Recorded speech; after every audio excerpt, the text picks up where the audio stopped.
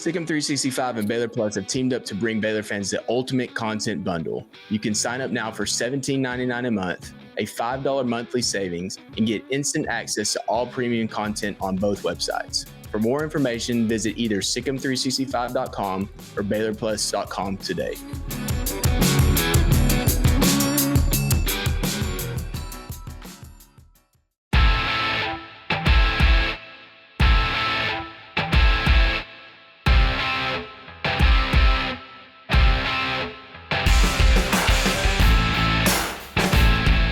What's up, Baylor family? Welcome into another episode of Inside Baylor Sports, the official daily podcast of Baylor Athletics.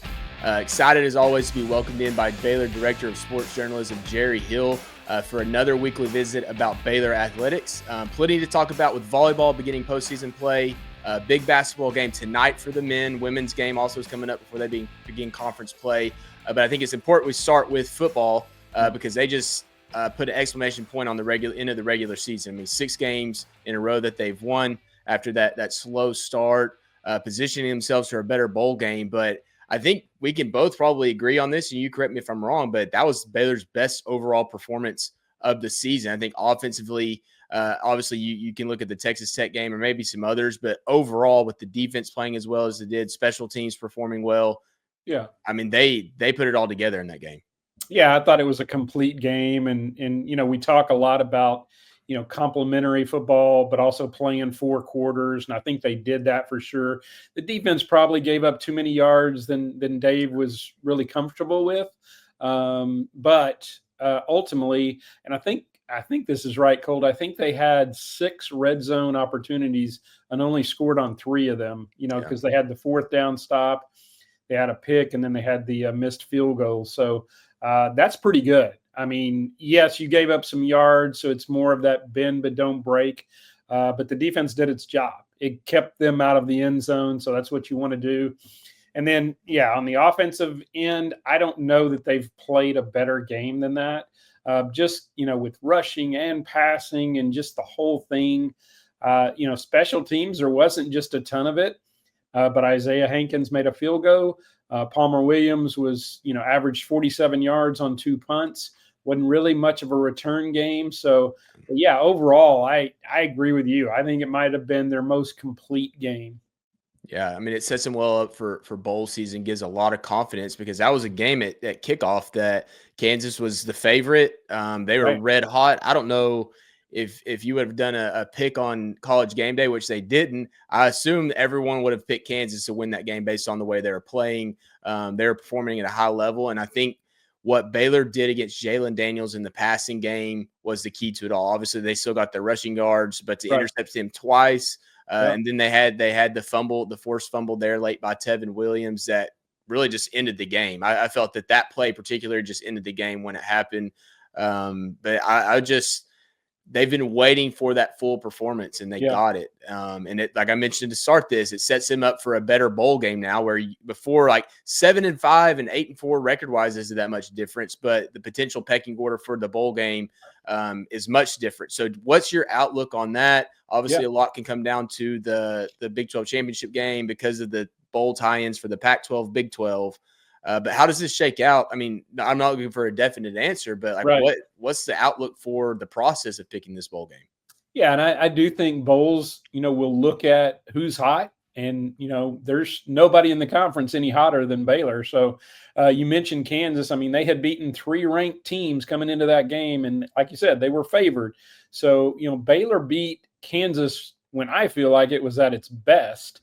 So I think right now Baylor is a very attractive team. It's got an explosive offense that, you know, is capable of putting up a lot of points and has put up a lot of points in the second half of the season. So I think, you know, obviously there's a, you know, bowl slotting in the Big 12, but I think probably most likely destinations. I mean, I think you could wind up in the Alamo Bowl, and particularly if Arizona State won the championship game, because then you're looking at, it would have to be like Colorado from the Pac-12. And I've seen some Colorado BYU in the Alamo Bowl, and that makes some sense.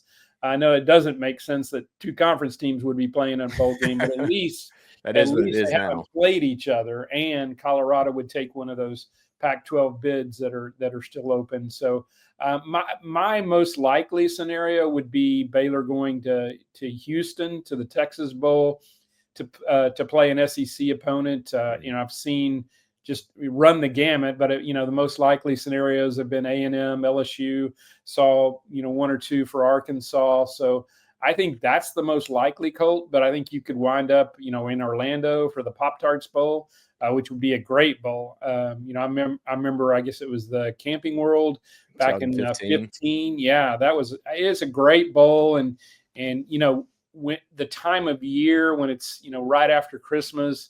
The chance to go to Disneyland when you're there. I mean, it's kind of an ideal situation for a bowl game when you've got so many things there in Orlando. That would be nice. And I haven't even really looked at what the opponent would be there, but maybe a Big Ten team. I don't remember what the tie-in is there. Yeah, but I think that's a possibility. I haven't seen Baylor on any projections going to the Liberty Bowl. I believe I've seen maybe TCU or Tech there.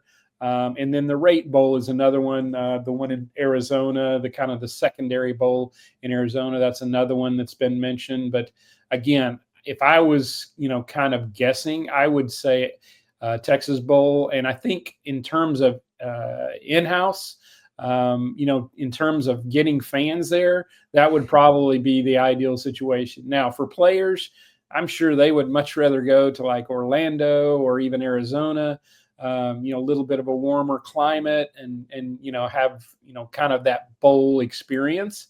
Right. But I think as far as getting fans there and obviously Baylor has a lot of alums in the Houston area as well. That would be probably the best case scenario in terms of getting fans there. Yeah, and I guess Baylor last played there in 2018 against Vanderbilt, right? Which that was a 6-6 team, much different circumstances. Baylor needed the last win of the season to get into that game. They played Vanderbilt, who was a really intriguing bowl game at the time of that, and ended up being a shootout. So that was a lot of fun. I remember going to that one, and it's an easy access game for a lot of people. So if that's what they're looking for, it could be a great opportunity. So let's shift gears a little bit. Let's go to volleyball. Headed into postseason play. I don't want to call it a surprise, but I know that when we've talked about this before, that they're right there on the fringe of being able to host. And now here they are. They're hosting in a great, to me at least, without knowing all the intricacies of college volleyball, it looks like they have a pretty good shot to get to the Sweet 16. And I know the goal is farther than that, but this being at home for 2 games potentially sets up pretty well. Yeah, I mean, it's the ideal situation. There was 1 year, and I guess it would have been when Colorado was in the Pac-12, where Baylor did lose the second round game. But for the most part, and this is the 5th time Baylor has hosted, and 3 of the 4 previous times Baylor's gotten through, into the Sweet 16. So, I think this is your best case scenario. And honestly, Colt, I think, and I talked to Coach McGuire about it when we had media prior to the NCAA tournament, I really think this is probably, I mean, there may have been other dominoes that had to fall, but Dayton actually lost in the A10 championship tournament final to Loyola Chicago, which was obviously a big upset. And Dayton is the 5 seed in this region. Baylor is the 4 seed. I think if Dayton had won, Baylor might have been going to Dayton, Ohio, and Dayton would have been the 4, Baylor would have been the 5. Yep. There were a lot of bubble teams in there, but I think that might have been the domino that fell that got Baylor into a host spot, because going in, you're looking at Baylor's RPI was 20, Dayton's was 15, TCU was up there. TCU didn't get a host spot either, so I think that was some of it. And again, Baylor had won 12 of its last 13. So Baylor had taken care of business. Baylor did what it needed to do, and then the NCAA rewarded them. Yeah, and I think you mentioned TCU in there. I guess in that stretch, Baylor defeated TCU, and that was kind of their big win during that stretch. So I'm sure that could have had something to do with it after losing to TCU earlier in the season. That will be big. That first match against Wofford tomorrow night, Thursday, at the Farrell Center at 7 p.m. Central Time. And then what does the path look like? They win that first game. You mentioned Dayton, South Carolina, I believe it is. And Dayton would obviously be the favorite in that match, all things considered. But as I mentioned before, I mean, you're playing at home. You feel pretty good about a team that's pretty hot right now. Yeah, I mean, that's the thing. I mean, you're going in hot. They've obviously just lost in their tournament championship, so that was their second loss of the year, though. Colt, they're 29-2, so this is a really good team. And I did look; they had beaten some good folks. So yeah, they had won 22 in a row before that one, and like I said, they've beaten some good people. They played a good schedule, so this is a tough second round matchup. Wofford in that first round, they're the Southern Conference champions, and they actually won the tournament. They beat the number 1 seed in that.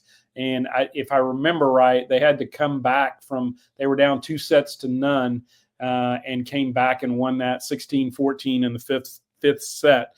So they beat the number 1 seed Mercer to get that automatic qualifying spot. So that's who Baylor gets in the first round is Wofford, the Wofford Terriers.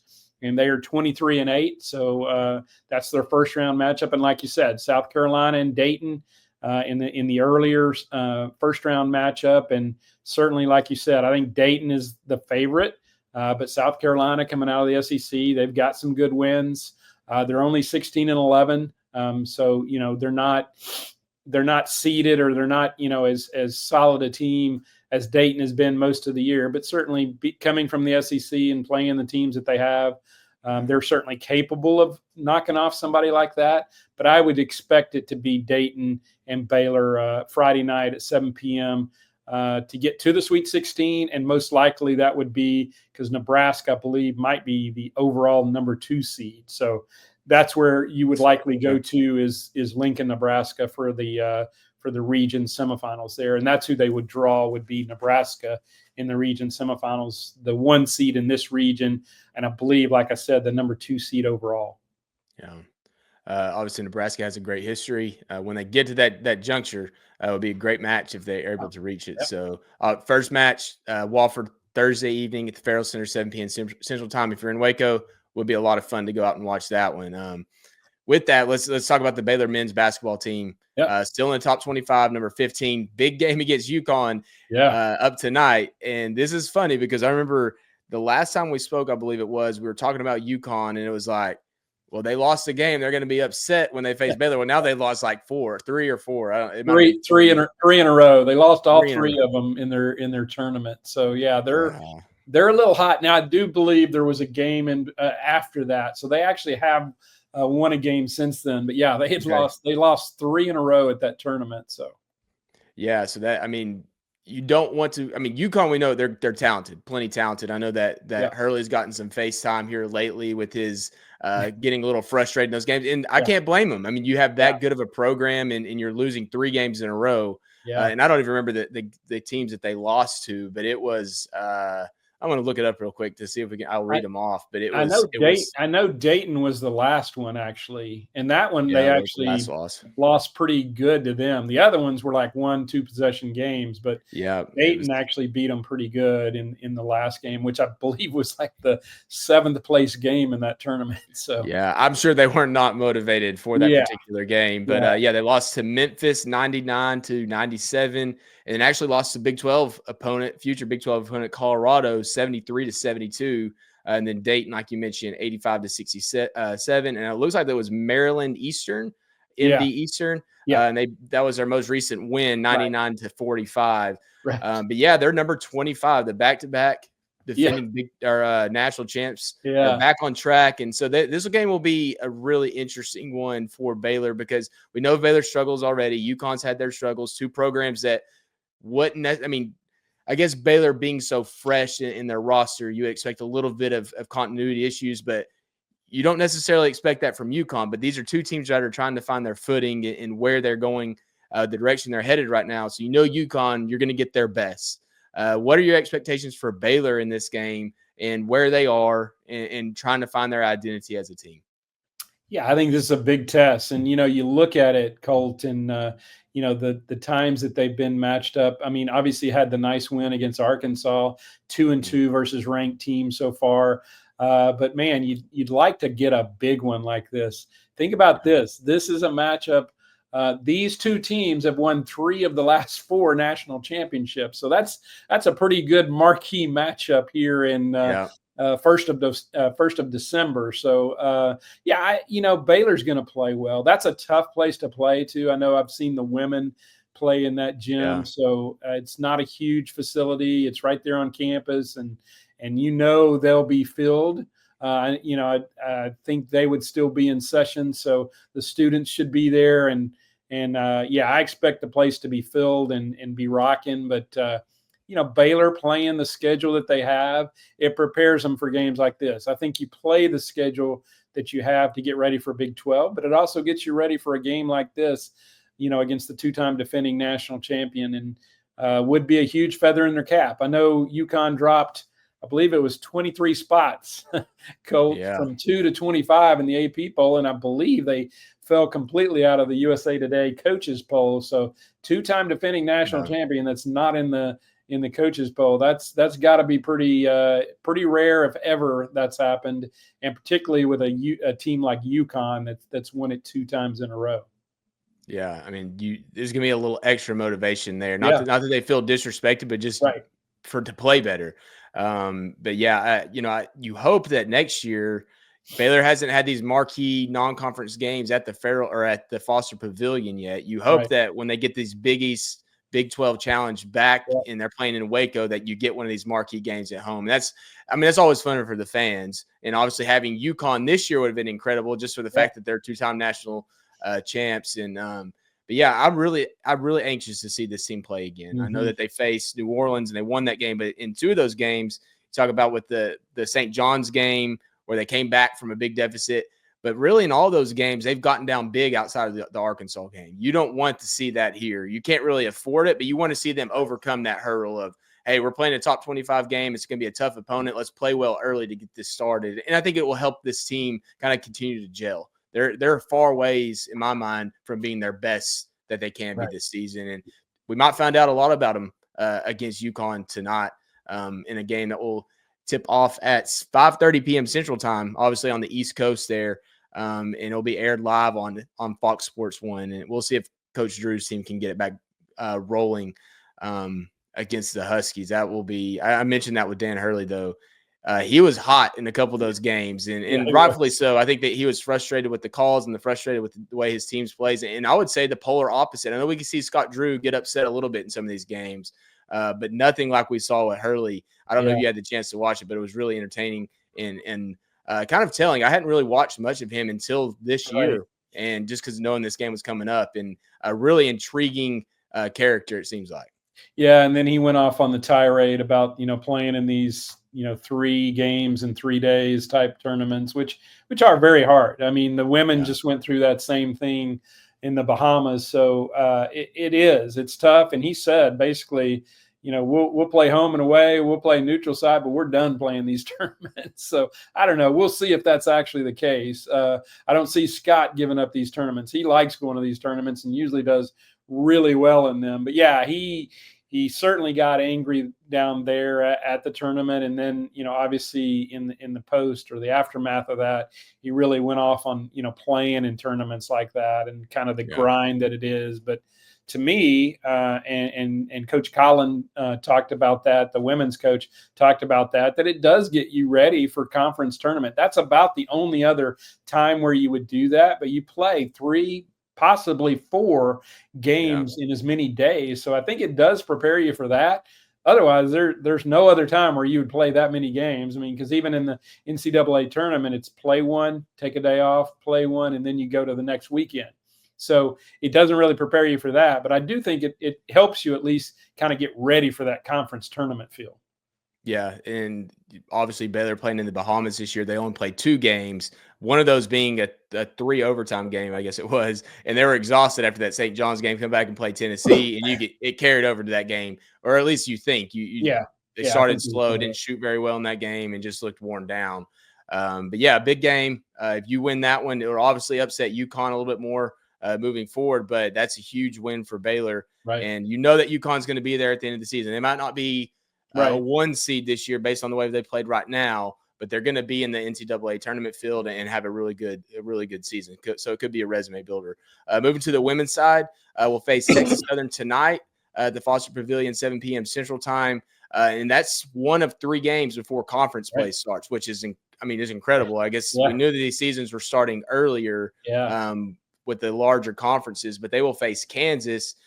Believe it was on December 21st to start on the road at Kansas. Yeah. On the road. Yeah. So it's, that's here. They got 3 games to get ready for Big 12 play. And I want to ask you generally, hopefully this doesn't catch you off guard, but the Big 12 outlook with so much change, what does this season look like and what should be the expectations for this team? Obviously not in the top 25 right now, which I know is disappointing for where they are, but is there a shot at the Big 12 championship and then obviously moving to the NCAA tournament?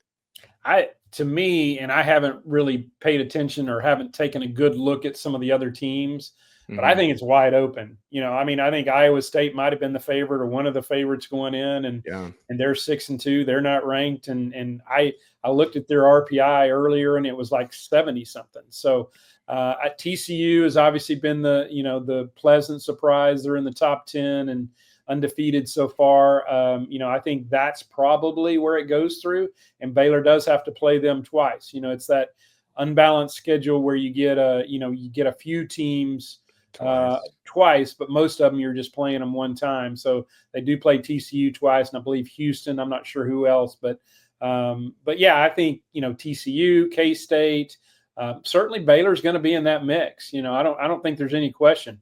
And again, we've talked about it, but you're getting another really good player. Hopefully coming up in December, maybe even for that first conference game. I think it'll probably be after that. But Aaliyah Mathura from Florida, that's a great guard. You lost Jenna Van Geitenbeek in the kind of the non-conference, first game. You lost her. So that obviously replaces her, but, gives you an explosive, another point guard, which I think they need. I think she adds a lot. And that will be kind of the telling thing, Colt, to me, is how much does she add to this team? Because I've talked about it before. I think Aaronette Vonleh, Nettie, that they call her, I think she was kind of that missing piece. But then you add another guard into the mix, and that's capable of scoring, 15, 20 points a game. I think, you're going to be one of the top contenders. So you asked me if I thought they could win a Big 12 championship. Absolutely. I think they have the pieces for it. They obviously have not played their best, just like the men have not played their best. But I think they're certainly capable of it. And I think they're playing better on the defensive end. And that's where they really needed to, kind of tighten things up. And so, it'll be interesting. Like you said, 3 games, including tonight's game against Texas Southern, 3 games. And then you start conference play on December 21st at Kansas. It just seems like way too early. But again, with all the conference expansion and the women play 18 games, the men play 20, you got to start conference early just to get them all in.